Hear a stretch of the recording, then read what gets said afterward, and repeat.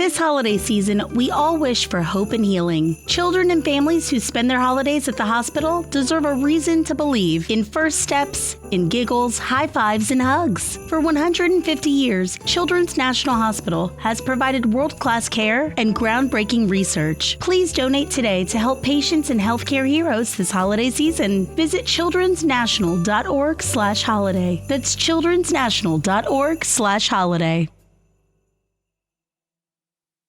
With MailChimp, you get a whole lot more than a URL. You get an all-in-one marketing platform to help drive sales. That means you can connect your data to make more informed, smarter decisions, and you get powerful automation tools like our Customer Journey Builder to ensure you never miss an opportunity to turn shoppers into loyal customers.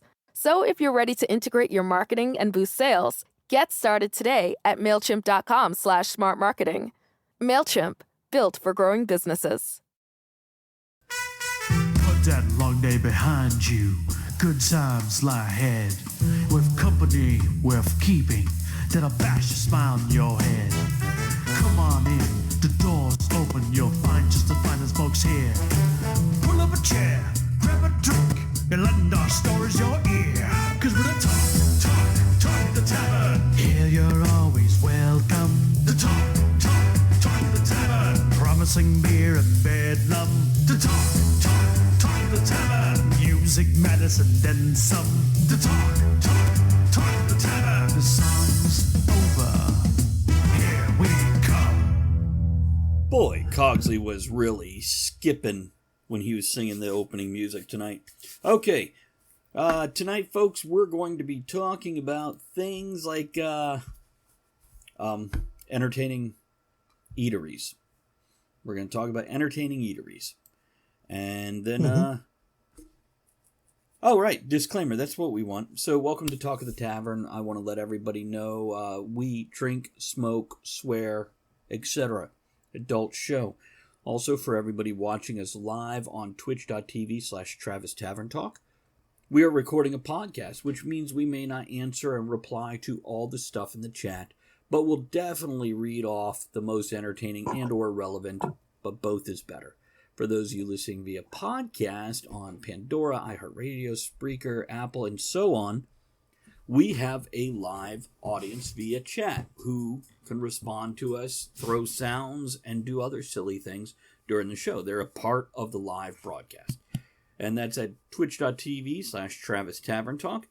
Okay, good enough. I am author and host Travis Sivart. I am working on my latest Silver and Smith cyberpunk type novels. And that's me. Let's introduce our foreigner guest. I think he speaks some English. I speak a little, old chap, yes, just occasionally. Good evening, ladies and gentlemen. I greet you with the felicitations of this late evening in the Queen's finest English. I'm Kevin, the host's English show guest this evening. I am here.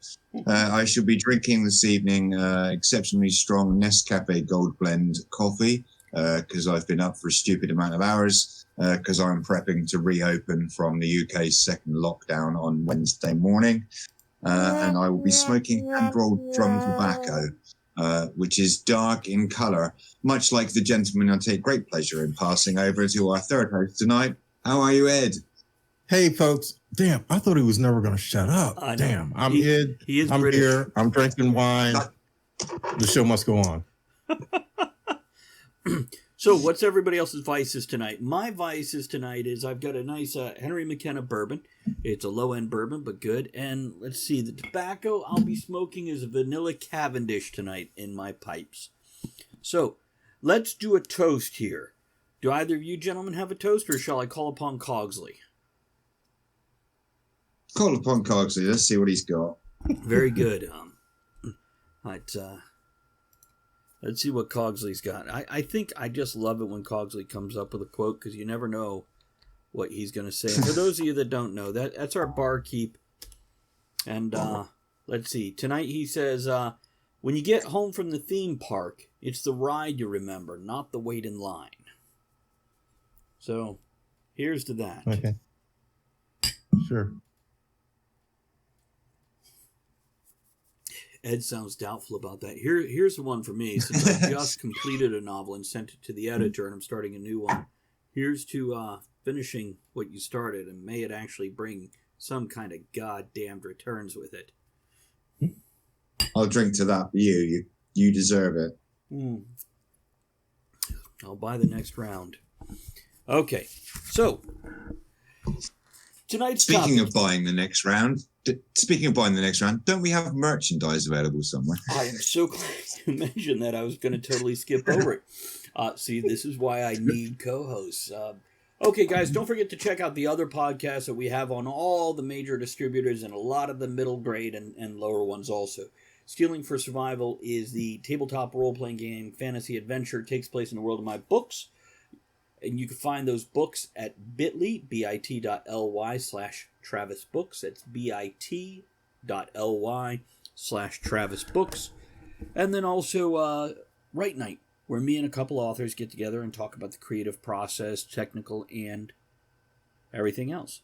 Other than that, yeah, go check out our merch. I want to do this right here for you guys, the merch command, which you can go to bit.ly, again, bit.ly/tavernmerch or /tavernmerch2, the number 2, because the first store is t-shirts and mugs and stickers. The second store is pint glasses for the tavern, including all the different podcasts. So that's pretty exciting. Kevin, thank you for reminding me of that with the pint glasses. That's something new I did this week. So much appreciated, sir. Now on to the topic. Now on to the topic. We're only a few minutes into the show. We got plenty of time to cover this. So, tonight, entertaining eateries.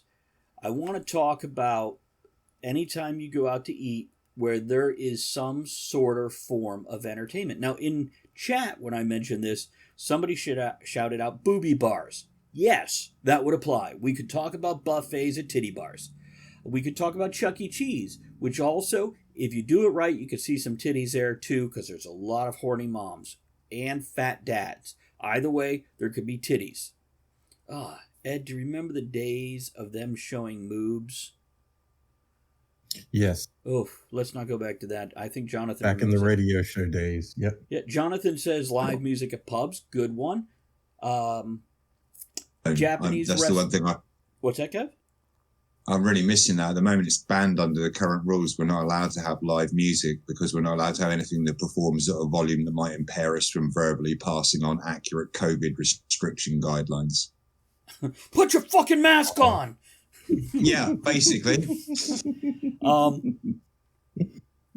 If you go to a Japanese restaurant where they cook at the table, if you go to a fondue place where they bring the stuff out, chop it up, drop it in the hot oil, and blah, blah, blah. If you go to a bar that's on the beach and they flip the bottles around and pour the drinks and put the lit up ice cubes in it, possibly cruise ships could often be considered entertaining eateries because of the way they present things with the huge carvings on the tables. So this is what I want to talk about tonight. I want to just talk about experiences we've had with these, things we'd like to see, or things we just never want to see again. For example, if I went to a titty bar and it was all fat, hairy men dancing, that would not be something I would want to see again. Hey, come on. We got to make a living too. Yeah, I know, but I got tired of them putting the nickels in my ass. They weren't even nickel bags. They were just nickels. At least if it was nickel bags, I could have smuggled it to a different country once they got them up there. Or in the U.S., a different state. Okay. So, Kevin, you've worked in a lot of different restaurants. Don't say it like that. Like I'm a man who can't hold a fucking job down. You said it, not us. Let's rephrase that too. I am a professional hotelier and former 3 rosette chef with 24 years experience in the field. Yes, what was your question? You've worked at a lot of different restaurants in 24 All right, years. motherfucker, yeah. It's, right, I've lost the question now. I have no idea what I wanted here. Right. Kind of shit have you seen? When you go out and you see somebody, where do you go for a different dining experience that's more than just a restaurant? By the way, we can include dinner theater in here too.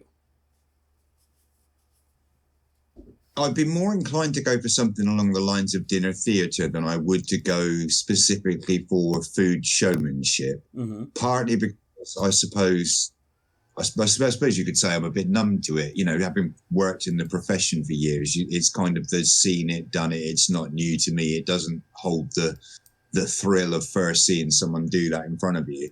And I possibly in some circumstances can do it anyway, and possibly even better. But what things have you seen? Can you hear me okay? Yeah. You might want to check your volume on Discord too, just so we know you're getting across here. So not your volume, but everybody else's. So what have you seen that you've seen it all? What sort of things have you seen? I mean, flambe is always popular, set fire to stuff, crepe Suzette, stuff like that, because people like flame and theatre like that, and it's something where you can feel the heat. There was a massive trend for a while with the whole volcanic steakhouse thing, where they gave you a hot rock and you cook your own steak on the rock in front of yourself, which I'm like, why am I paying you money to come here and cook my own fucking steak? That sounds I've come to a restaurant. How do you clean that? They're smooth surface things. They heat them up to a high temperature in an oven. It's basically like being given a small piece of ceramic worktop, you know, and they give you a little brush with some oil, and you know, it's a dying trend now.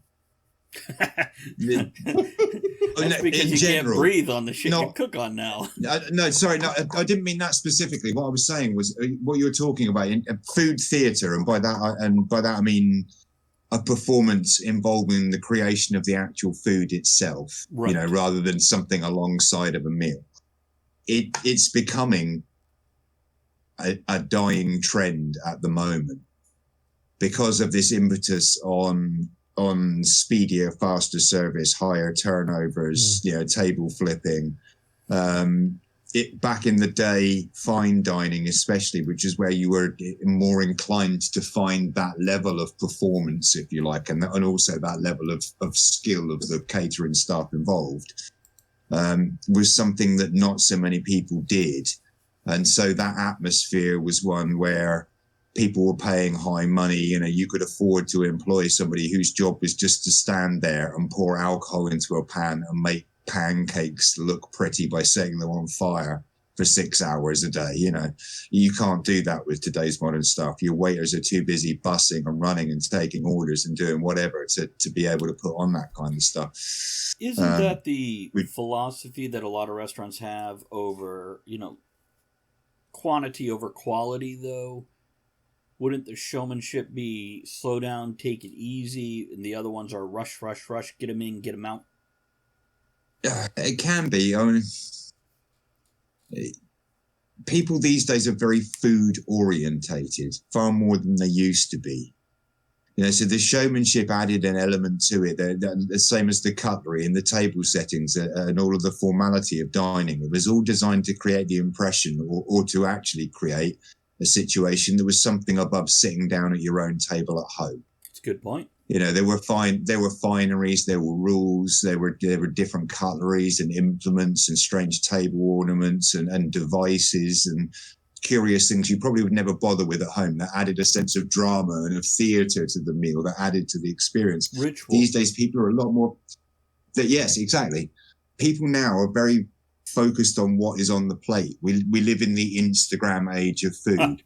Where everybody's obsessed with the look, with the first flavor impact, with the, you know, people care about the sourcing of their ingredients. We have all the dietary concerns. The focus has turned very much inwards on what's on the plate and less on the drama of the dining setting. And there are obviously still high-end restaurants, but also now a lot more accessible level restaurants that are attempting to emulate that finer dining style. Ask you this. And I think with COVID, of course, we've lost a lot of our dining experience. across the board, except for fucking fast food. That's still here. But, I mentioned Chuck E. Cheese. I'm wondering, I have no clue what strip clubs. Anybody know what strip clubs are doing at all right now? Are they even open? Are they allowed? Are they dancing like, yeah, you could take your panties off and show me your asshole, but keep a mask on, please. What's going on with them? But Kevin, I believe you can enjoy a stripper before 10 o'clock, provided you're wearing a mask and she's served with a substantial meal. So, Kevin, let me ask you this. As a restaurateur, if you will, when things come back, hey, there's Jewel, an anonymous cheer, throwing the bits. Thank you so much for that. Appreciate that. When things start to come back, Kevin, and Ed, you too, of course, what would you like to see? What trend would you like to go away? What would you like to come back? What would you like to see never again? And anywhere from, which, by the way, you pointed out a great thing here, Kevin. You mentioned fine dining. Fine dining was a form of entertainment all in of itself. It was going in for the ritual and experience, as Kevin pointed out, of something you couldn't experience at home. Now that's been taken to other levels with the flambe and the cook on a fucking hot rock, Benihana with the, let me chop and throw shrimp into my hat. And they're all have their own value in entertainment, even Chuck E. Cheese and strip clubs. Jewel says, we just took the stripper on vacation with us. I don't even know what that means.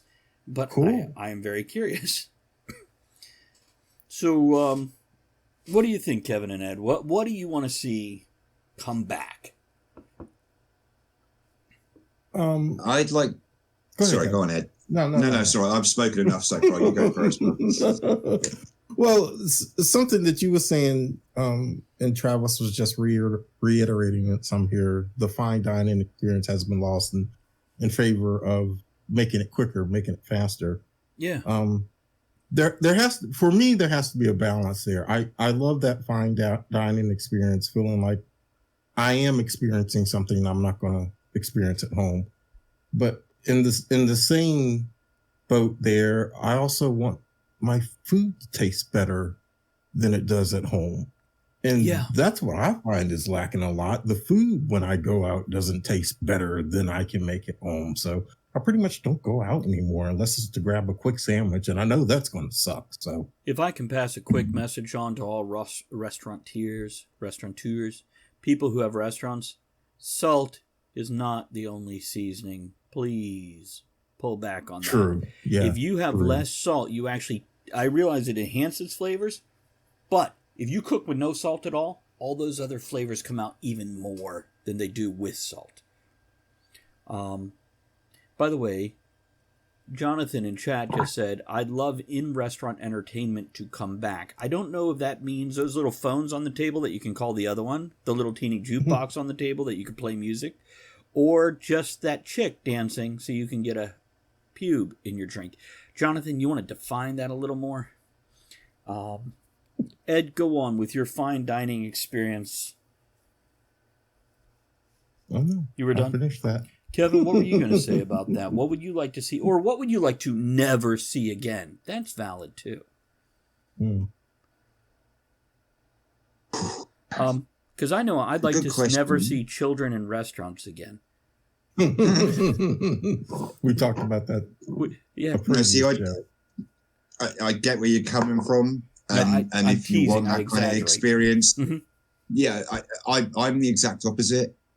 I think the thing is that a lot of parents, and I understand it because I've done it myself. I am a parent, for those of you who don't know, got 2 of my own. They're fully grown now, well, grown enough. They're independent. I've stopped caring about them. I mean, worrying about them now.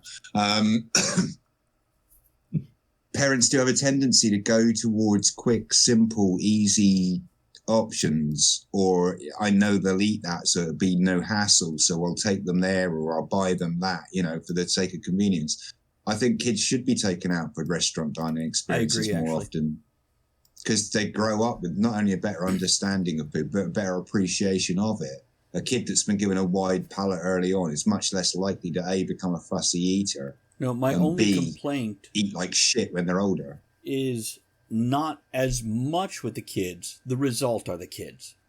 I want to treat the cause, not the symptom. The children are a symptom of not being told no, not having a level of expectation of behavior, and that's all. Yeah, that's all. There, I agree with you. I do have to say, and it sounds slightly snobbish, but it is true.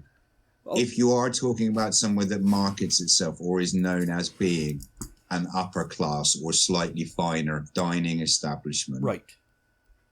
don't go along, get shit-faced, make a ruckus, let the kids run in and out of the tables. You know, there's a certain element of respect implied from the customer if you're in exchange for the experience. I don't care if you're at Waffle House at 2 a.m. Your children shouldn't behave that way. And by the way, if I may, if I'm at Waffle House at 2 a.m, I don't care either. That's true.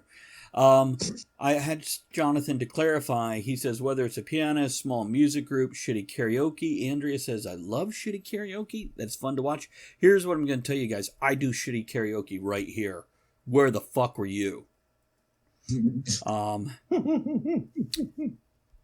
And Andrea also says if you take kids and show them the proper way to dine, manners mostly. And that's what I think, Kevin, I don't necessarily want to get off on that tangent for a long time. Yeah. But you teach your kids at home, which means not always eating in front of the TV, teaching them how to use a knife and fork at a certain point in time in their dexterous growth. You know, some kids at 15 can't use a fucking knife because they're a clumsy little fucker. On the other hand, some kids at 5 can. So it all depends on knowing your child and start at home, level of expectation when you're out. Moving on from there. What do you never want to see again in a restaurant, Kevin? And Ed, also you, but more so Kevin because he's a fucking restaurant whore. I mean, restaurateur, sorry. Both. I don't know if there's anything really that I'd say I don't want to see again. I support all of the sort of attempts by the food and restaurant industry to be creative and to show off and to deliver that element of something a little bit extra, a little bit elevated to the customer. Like Ed said, you know, you want to feel that experience when you go out. And Ed made an excellent, valid point as well. Get the fucking food right. Yeah. Yeah, it's make it taste good. It's pointless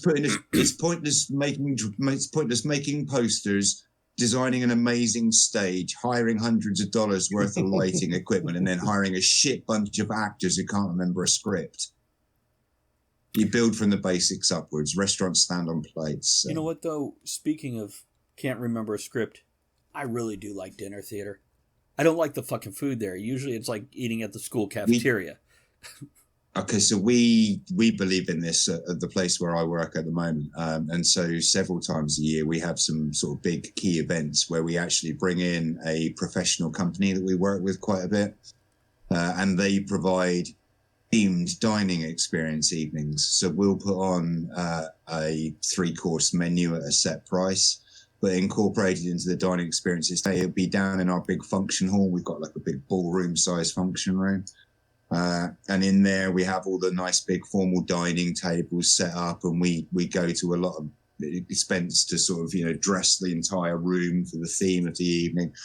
And we have everything from, I'm assuming you guys, since it's a sort of British comedy standard, you guys are familiar with Fawlty Towers? I am.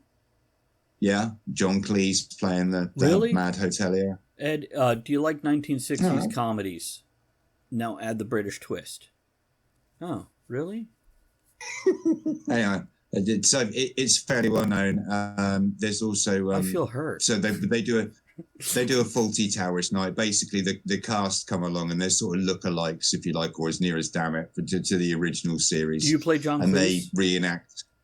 No, I don't. No, the comment's been made before, and in fact, the guy who plays Basil and I are on video on a staff page somewhere.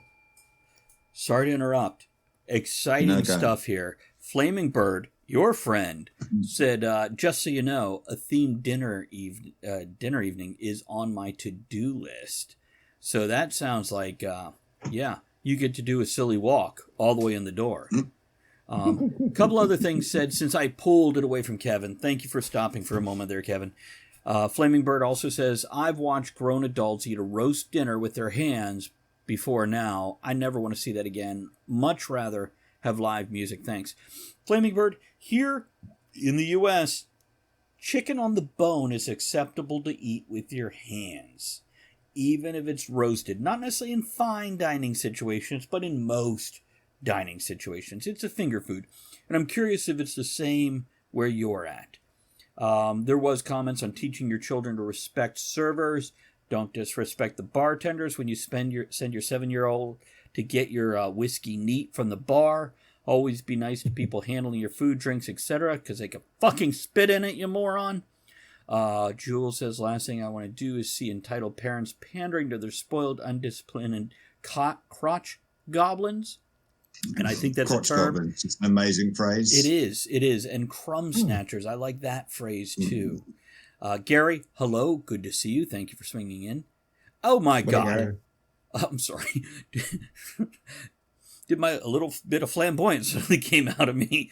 Flaming Bird replied to my question of if it was like roast chicken or roast beef. Nope. This was mashed potatoes, gravy, and vegetables. The fuck? Maybe they dropped their spoon. Yeah, you just beat them with a rolled up newspaper and make them leave the fucking building and hand them a doggy bag and ask for their credit card. I don't care if you're in KFC, Kentucky Fried Chicken, who's changing their name, by the way. Or no, they're changing their slogan of finger licking good. Yeah, no, don't eat your mashed potatoes and gravy with vegetables, you goddamn fucking barbarian. No, barbarians have better manners. They at least clean their goddamn meal before eating it.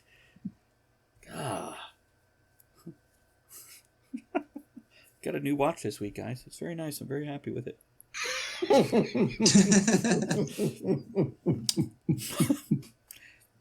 Okay. Somebody else ask a question. I don't know where I am right now.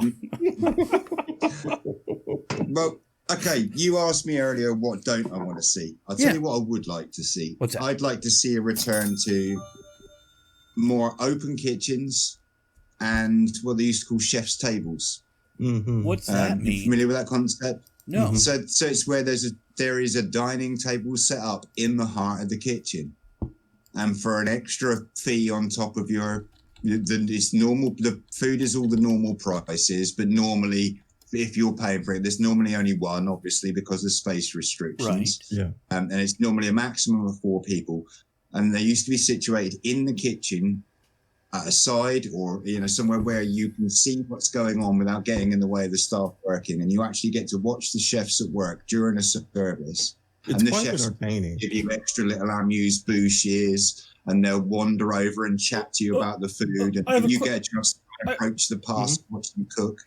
Does the kitchen staff behave like the kitchen staff normally behaves when there's a chef's table? Because they're a sweary bunch of motherfuckers. Oh, yeah. Because I'm okay with that. I worked as a chef in one place that had a chef's table, and you'll get customers come in, and they're all sort of, when they first come in, they're almost sit like, even though you're feet away from them and nowhere near them, they're sat like this, paranoid that they're going to be in the way somehow. That'd 3 drinks in, they're like, thought you lot swore more. Come on, just relax, be yourselves. You're like, no, you don't want that. You don't. Now go on, be yourself. No, you really don't want that. And then by the end of the evening, you've turned the air so blue that they have to cut it with a knife to make their way out of the door. So. See, I've worked in a lot of restaurants. You're not the only restaurant whore here. I started in where I'm coming from. Well, I've started in restaurants at age 14. I've worked in 5-star restaurants, which in the U.S., that's the cap. But yeah, I don't, oddly enough, maybe I knew about chef's tables at one point in time. And Jewel just said Disney offered that at one point in time. And Andrea says, I hope they behave like no one is watching. But no, they do have to put a certain reserve into it, no matter how much the customers say, nah, it won't be a problem. First time you drop the wrong word. They said a word I don't like. There's 2 reasons I really like the concept. The first is that it gives people an opportunity to see something that genuinely is unique. Yeah. Because you can't have, it's not a situation where you've got multiple tables. You've normally got one table, one sitting over the course of that service. So it's coming back to Ed's comment earlier and what we've said already, you know, this kind of feeling of it being something unique, an experience that you can't get at home. But also being up close and being in a professional kitchen. I always say front of house staff should always go and work a kitchen shift, and every chef should go behind the bar and go and take orders for a day, just so you appreciate the other person's job. The same goes for chefs and customers. So many people have never, ever put their head behind a professional kitchen door. You've seen it on the movies. You think you know what it looks like. You've never actually been there and watched people. Let alone all these fucking cooking shows. For 150 years, Children's National Hospital has provided exceptional care and groundbreaking research. Please donate today to give children and healthcare heroes a reason to believe this holiday season. Visit childrensnational.org/holiday. Now with the chefs yelling at people. Yeah. You know, but not just it's not all about the comedy and the banter and the swearing. The speed. I've seen kitchen teams that look like professional ballet when the shit's hitting the fan and the orders are slamming onto the pass. Then there's that one fucking order going like this while other people are ducking under. And then there's that one order sitting up there for 7 minutes, and people are like, "Why isn't this out yet?" Other waiters, the cooking staff, everybody's like, "Why is this still? It gets to 7 minutes and 32 seconds, and a sous chef has thrown himself onto a sous vide somewhere, you know. Yeah. Well, actually, usually that's because somebody's like, "I'm not done with my salad yet. Just keep it warm for me." That's usually what it is. Or the person stepped out for a smoke break and got laid. What? Just keep my blue steak warm for me, please. Right. How much do you cringe when they order well done? How much? Honestly, inside, I die a little every time still now. But on the outside, you learn to go, whatever, they paid the money. Yeah, at the end of the day, you have to bear that in mind as well. Yeah, I mean, there's a brilliant story. I love it. There's a British comedian called Mickey Flanagan, and he went to one of Gordon Ramsay's restaurants, and he ordered his meal, and then when it came out, he asked the waitress if he could have some tomato ketchup. Oh my God! And he said she looked at him like he was an animal. He said that she went off and she came back from the kitchen with this tiny little ramekin of tomato sauce, put it down on the table and went to go. And he went, "One moment," picked the ramekin up and went, "That's good. I'll have a bottle, please." Then what do you do with the bottle? Well, I presume he used it on his meal, but yeah.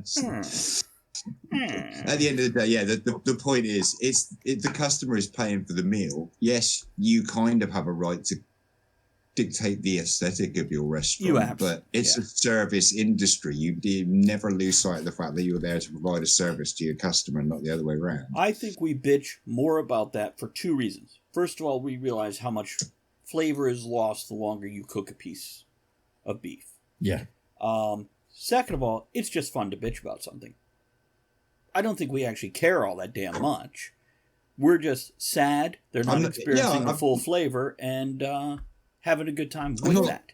I don't care. I just think the individual an idiot. That's all. I don't right, care. And that's fair. I think that's fair. Yeah. I'm not like the fucking Krampus of steak. I don't have a hit list of people who pissed me off over the years. Oh, well done steak, sir. Name and phone number. Are you sure? You don't mind if I take down his credit card number because I'm hacking into your shit. Would I tell you if I did? One of these days, it's going to be like my version of Michael Douglas's Falling Down. I'm just going to snap one day and the list will come out. Cattle prod and a branding iron. Jules says Jane wants to know why it's always a sous chef. Aren't other tribes allowed? I'm sorry. For the non-Americans in the room, let me explain.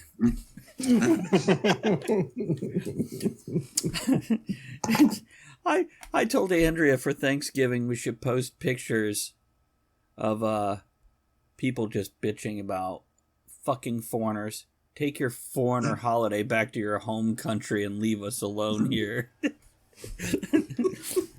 We don't want to hear about your foreign holidays. Just because modern Americans bitching about immigrants and whatnot. to be clear for the dumb people. Oh, thank you, Jonathan. A little rib shot there. Thank you very much. I'm sure that was for the sous chef, though. Yeah, a real well-run bar is awesome. So we mentioned dinner theater and Chuck E. Cheese. Somebody, I think it was Jonathan in chat, mentioned medieval times. Now, Kevin, I don't know if you know what this is. Are you familiar with these? Medieval times, yeah, I live on the Isle of Wight. We've only just progressed out of them. Yeah, there we go. I'm going to explain for the foreigners and the people who aren't sure what this is. I just love calling a Brit the foreigners. By the way, Kevin, we watched Hamilton in the past week. 300. Have you seen this yet? Have. Do you love King George or what? How great was he? But anyhow, moving on from that, medieval times is basically dinner theater where you're put at medieval-ish tables-ish. Like, yes. The best-dressed employee is not dressed as the worst-dressed Ren Fair goer. You know, it's almost paper gowns and shit. But you've got a jousting thing downstairs, and they're beating each other up with blunted swords, and you're sitting kind of around this arena thing, and you have little goblets that hold about 3.2 ounces of wine, and they're like quarter-inch thick lead fucking goblets, unless they've changed all this. They might have changed all this. But it was still a fun experience. And so it was a dinner theater of sorts, a themed dinner theater with the same practice show over and over and over. Ed, you've been to this before yet? Nope, no desire. Really? I think it's fun to experience one time. Is it a great experience? I already saw A Knight's Tale, so. I wonder if they stepped up their game since Knight's Tale. And also, I don't think they realize, because they're coming out in like partial chain and partial plate, and I'm like, that's not medieval. You're heading into Renaissance era. And it's great that you pulled out a horse that shit on the floor in front of everybody while we're eating, but let's talk about barding, because you only got a piece of cloth over that. If you're coming out with a... So, yeah, with any bit of knowledge, you have to roll it back to cartoon experience. Well, since that's a dead topic, you want to talk about eating at a strip bar? Which I've heard great things about this, but I've had no desire to go... Ed, you look confused. They have food at strip bars? Yeah, apparently there's like full buffets, especially at the lunch ones. Oh, Nova man, jumps in. That. Nova has been a bit since I've seen you. Good to see you. I'm sorry, what, I've been Ed? missing out. Yeah, you can go to a lunch buffet at a strip bar. And from what I hear, they're actually usually pretty decent. Andrea used to be a cook at a strip bar. Mm-hmm. So, yeah, and... Nova's in Portland, which I understand is somewhat of a mecca for strip joints. Kevin, hold that thought. Mecca, Portland, Andrea. Okay, God, I got to start with Flaming Bird. Eating what at a strip bar? That's what I like to hear on the tavern. That's right. I'll raise a glass to that. I'll toast to that. 100. And I'll also toast Kavlon. That's why I thought I was missing out, because I got up on the bar one time and they pushed me away and told me that wasn't allowed. So, Andrea also mentioned. Let me scroll up here. I would like to go to dinner theater thing on a train. Now, for any of you that don't know, there are two specific type of train things that pop in mind here. First of all, they have a murder mystery dinner theater on a train. They also have a steampunk experience on a train. Both of them are within a couple hours drive of me. They cost about $80, $90, which when you're broke, that sounds like a lot. When you're making even kind of the break-even $35,000 a year, that's not bad. That's worth it. Because to spend $100 to $200 for... Yes, Kev?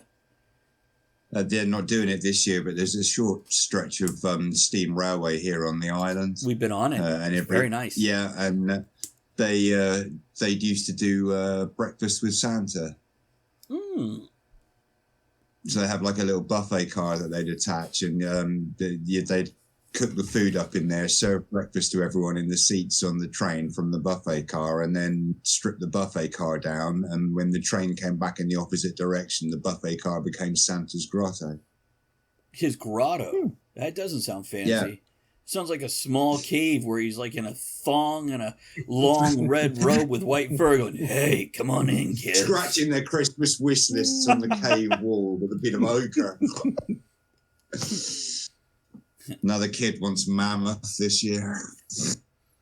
To the tune of Alice Cooper's Welcome to My Nightmare, Santa sings Welcome to My Grotto.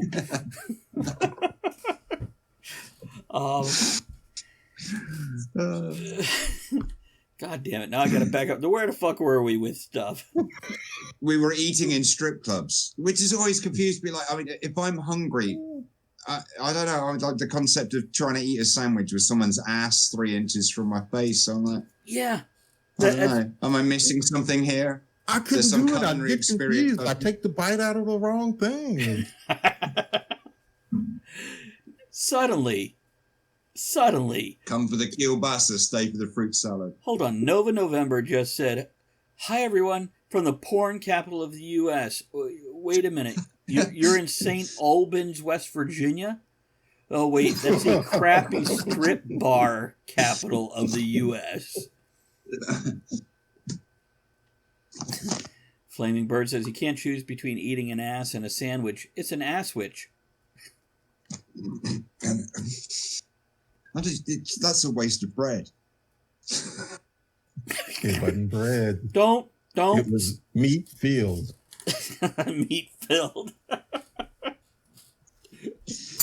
We're going to listen to Ed right now. The bell is for Ed.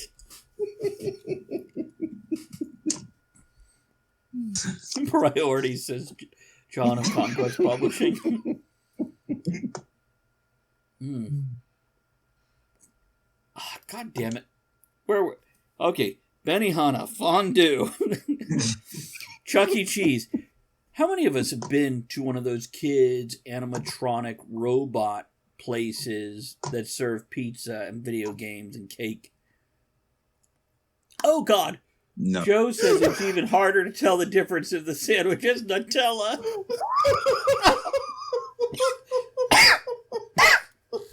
Oh, my God, Joe. That was another crepe. That was another crepe joke. Flaming Bird. And yes, it was a sub.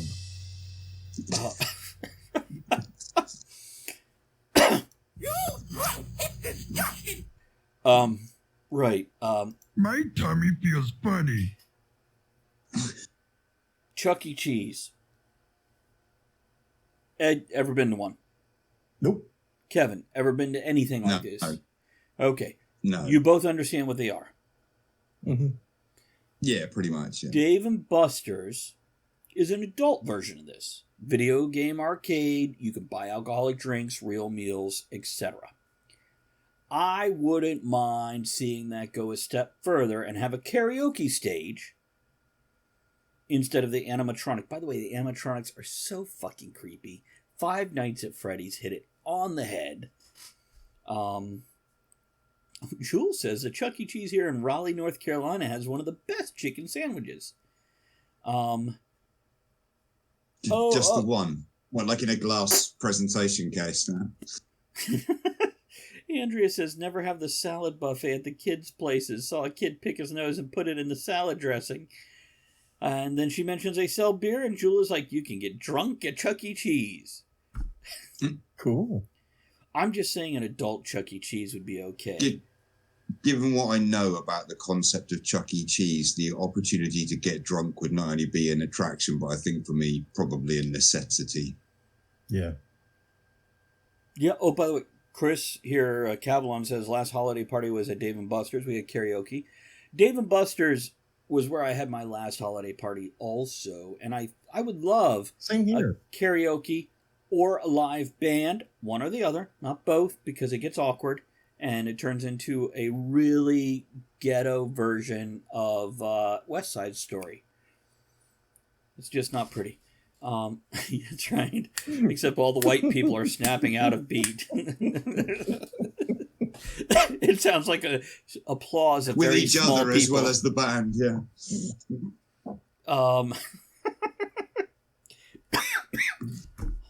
God damn it! I have more to add. Ed, come up with a topic with this. What are we doing? I'm still eating my sandwich at the strip bar. That man has stamina, mental and physical, right there. Mm-hmm.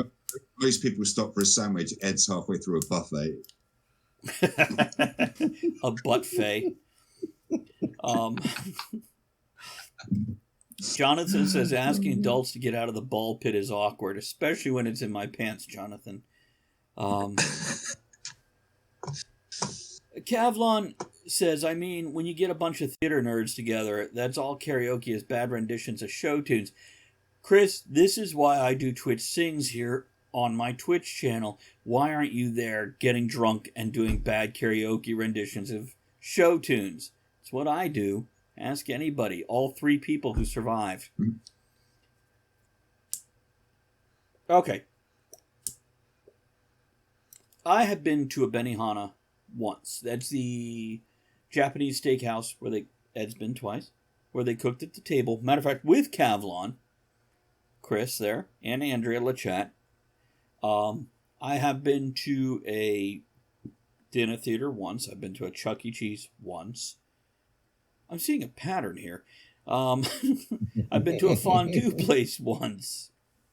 I've been to Dave & Buster's once. Hold on. We're going to jump over to Jonathan. He says, so I have a question. Jukebox or live music at a bar? It depends on the kind of bar. Yeah. And it depends on the band. It's true. Yeah. If the band sucks, I'd rather listen to the jukebox. Unless if the band's unless good, if it's you an get the Irish crowd pub. moving and dancing. Well, okay. Well, Then you can have a band that sucks and still have a good time. True, because I'm just drinking. Right. Go on. But I like to shake my thing every now and then, so I want the band to be good, so I can shake my Every thing. time I go over to his house, he insists I shake his thing too. Yes. He's like, it's not safe to shake hands. Hold this. Hold and I'm this. like, great, we still have a 6-foot distance. This is awkward. Yeah. It's not safe ahead. Here, take this. Don't go alone. Take this. Take it all.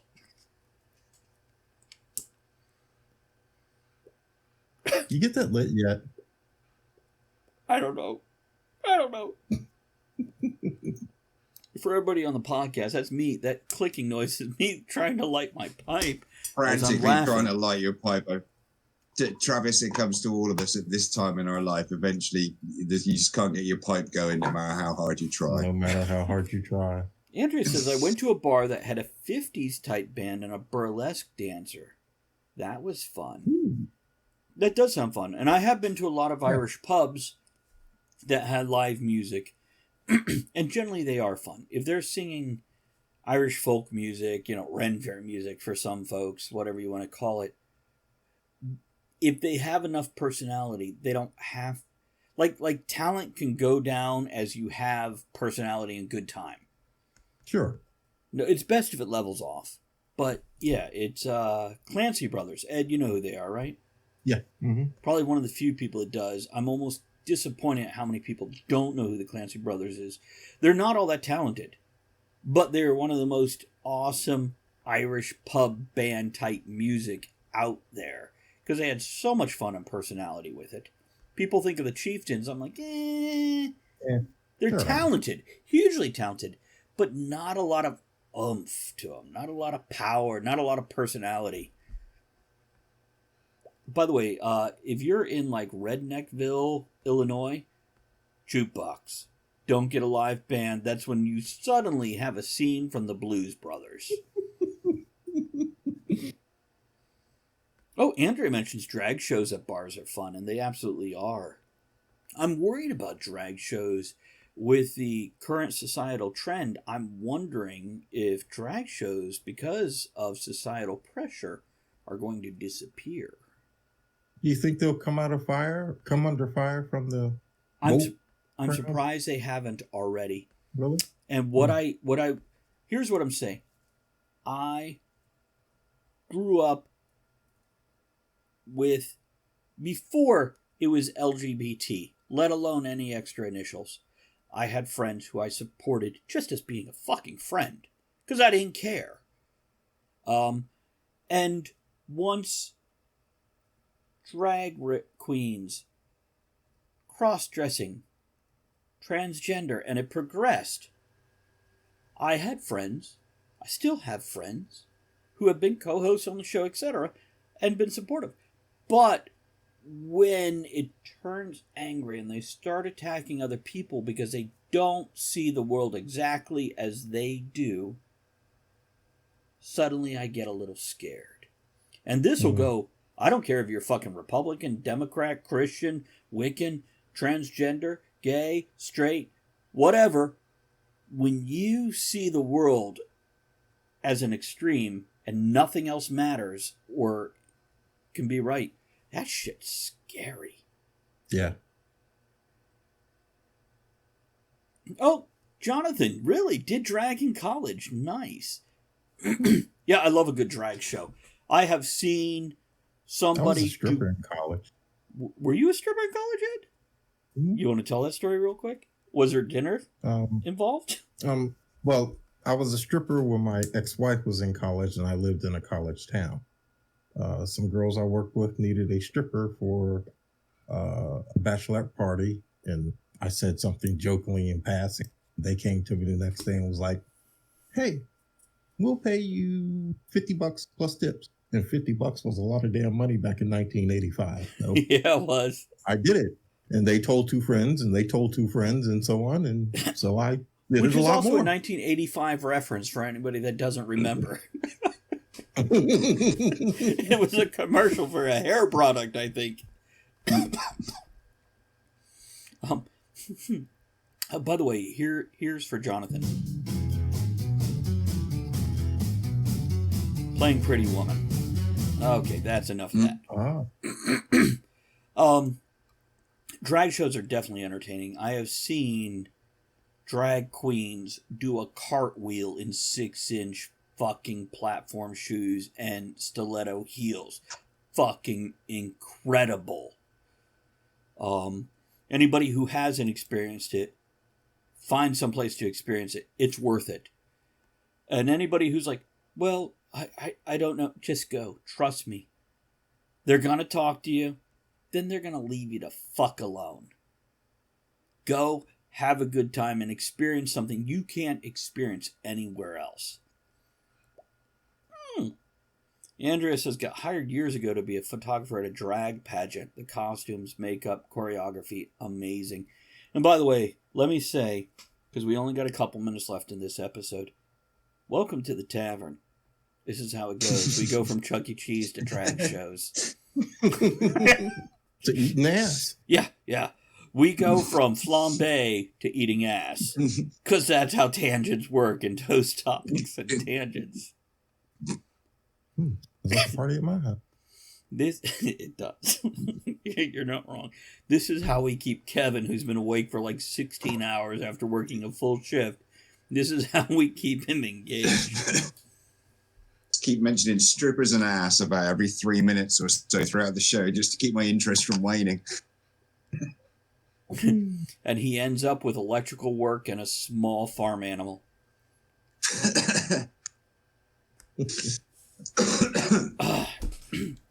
Okay. Here's what I'm going to say. I mentioned earlier, I've been to Fondue. I've been to a Chinese or Japanese steakhouse. I've been to dinner theater. I've been to Chuck E. Cheese. I've not been on the train with the dinner show with the murder mystery. I'd love that. And I've enjoyed each one of them for very different reasons. And I don't want to see any of them go away. There's not been a single one, even medieval times, that I went, this shit shouldn't exist. By the way, Cogsley just threw in there for our moderators, for all your kind interactions. We raise a glass to you. Here's to you. Andrea, all our other moderators that are fucking kicking ass, keeping the conversation going. Here's to you. You guys make this an incredible thing. And I've enjoyed each and every one of them. I've enjoyed 5-star fine dining. Have you got their permission? Were you still talking about the moderators there? Or? One of them in particular. Yes. He did say fine dining. Yeah, it is. Damn fine. I'll raise a glass to Andrea. To quote Les Mis, raise it up her ass. And Chris posted a picture of some kind of blemished orc butt with a kiss on it. There we go. Thank you, Nova. Doing that cheer for the mods. Hey. So, some closing thoughts on this before I do the wrap up. I've enjoyed all these different things, and I want to see them all exist in their own place. Ed, what about you? What's your thoughts on this? To recap, reiterate. I have to agree with you completely. I've enjoyed all of it. Dinner theaters have been my most favorite. I've only done it 4 times. Dinner theaters, that is, 4 times. They've been my most favorite. Unfortunately, they have died off around the area. We have one here. Do you really? Yeah, probably. It's probably a 35-minute drive from here. And okay, the closest one to us used to be 40 minutes. It's gone now. And it's a historic theater. Wait a minute. An hour and a half. Okay. Well, maybe we'll have to have you down here. You can crash here, bring your camper, or sleep indoors, whichever, and go to dinner theater, drink a little around a fire in the backyard. Kev? If you guys ever come to the UK again, there's an amazing one in London that's a circus-themed one where the acts pop up from the middle of your table and out of secret doors in the wall and stuff while you're dining. Want to do that? Ed, it's not a dinner theater, but about 30 minutes from Ed, there is a replica of the Globe Theater, William Shakespeare's Globe Theater, where they do... Upstaunton? Is that the one you're talking about? Somewhere there on 81, just north of 66. Yeah. So, yeah, it's... Kevin, closing thoughts on this? I think, if you've never experienced anything like this, go and give it a try, even if you think it sounds tacky, because sometimes, a little bit of drama, a little bit of show and theatre along with a dining experience can make it, rather than just nipping out for food, an experience, something to be enjoyed on a different level. And when Kevin says that, I will encourage you to try all of it, from fine dining and spending $50 to $75 a plate if you can afford it, straight down to Chuck E. Cheese. Give them all a chance, experience them all. They're all different experiences and levels. I'm checking the mailbag here. Here's what I'd love. talkoftheTavernShow@gmail.com. Would each of you please send me an email with topics you'd like to hear us discuss? Topics you'd like to hear us talk about during the show, whether you listen to the podcast or the live show. Drop me a quick one-line email, talkoftheTavernShow@gmail.com. Let me know what you'd like to hear. Also, you want to wish somebody birthday wishes? Tell them you love them. Tell them you hate them. Fucking put it up there. We might read it out on air. I don't guarantee that shit because you're a tacky little fucker. But there's a good chance we actually will, because we like you. Don't forget to check out the other podcasts, such as Stealing for Survival, the medieval fantasy role-playing game. Takes place in the world where I write novels, such as the Portal series and the Downfall series, and Write Night, where we talk about the creative process across the board. I want to thank all you incredible, especially that little ghosty anonymous juror who threw bits. Everybody who subbed tonight, subscribing, to be particular, in case Ed gets a Woody out of this, or eats a sandwich out of this. It's right between the two buns. The folks that picked up the merchandise tonight, the t-shirts, the hoodies, the pint glasses, and all that, as well as the hosts, raids, and the beautiful people who support us on Patreon, like Triple U and Ethan Strauss, and the others who have monthly subscriptions on PayPal, like Musical Wizardry and Berta and others. We are done with tonight. Let's get the hell out of here. You people are awesome. And make sure you join us for the next episode. We're out. Thanks for joining us in the discussion shenanigans tonight. You are the one thing that makes the show what it is. Don't forget to join us at the tavern next week. Until then, have fun. Keep closing toast. And be good to one another. We'll get a now, quote. Raise your glass in good cheer. Enjoy the small moments every day and steamy dreams every night.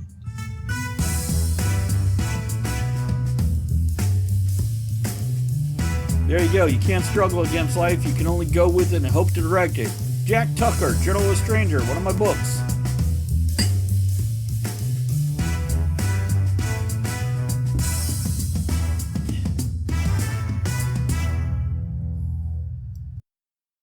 For 150 years, Children's National Hospital has provided exceptional care and groundbreaking research. Please donate today to give children and healthcare heroes a reason to believe this holiday season. Visit childrensnational.org/holiday. You know the old saying, selling like hotcakes? What does that even mean? What is a hotcake anyway? They should change it to selling like Hondas, because right now Hondas are selling faster than ever. Probably because they're so rugged, long-lasting, and fuel-efficient. And if you want one, you should get to your local Honda dealer right away. Check out the 8-passenger Pilot, or maybe the adventurous Passport. But you gotta do it fast, because Hondas are selling like, well, Hondas. New models are arriving now. Don't wait. See your local Honda dealer today.